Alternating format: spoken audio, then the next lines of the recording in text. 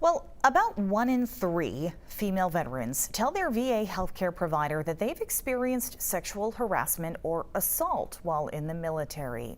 That's a statistic that comes from the U.S. Department of Veterans Affairs.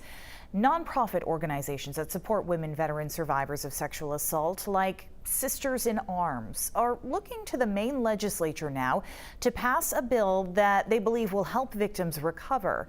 News Center Maine's Raya Wooten has more. Women like Rebecca Cornell DeHoo, who serve in the U.S. National Guard, are tasked with protecting their country and their people.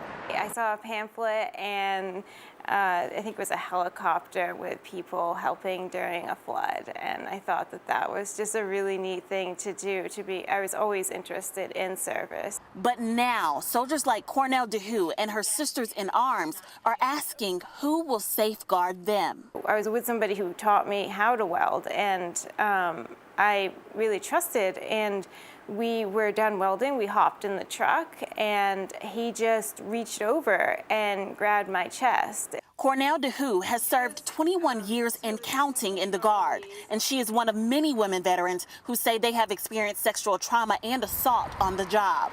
According to the U.S. Department of Veteran Affairs, approximately 33% of all women experience some version of military sexual trauma during their active duty service, compared to 2% of men. There are survivors who have experienced some of the most brutal, repetitive, and sometimes gang assaults. That's why she is pushing for Maine Legislature to pass a new bill that will help her nonprofit, Sisters in Arms, and other organizations like it pay for sexual trauma counselors who can help women veterans recover. Powerful voices like District Attorney Megan Maloney are standing in support. It makes me feel awful because they have put everything on the line.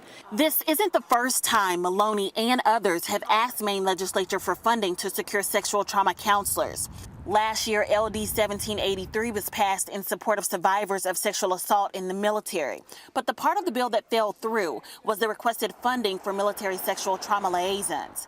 Now, as the bill sits on the Maine Legislature's Appropriations Committee desk, supporters of the bill wait to discover whether veteran women will receive the protection they hope for.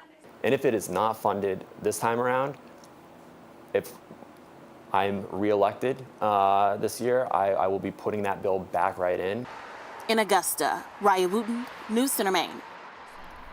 Now, we did reach out to the Maine Legislature Committee on Appropriations and Financial Affairs to ask why that previous bill didn't receive funding for sexual trauma counselors. We have not received a response yet. Also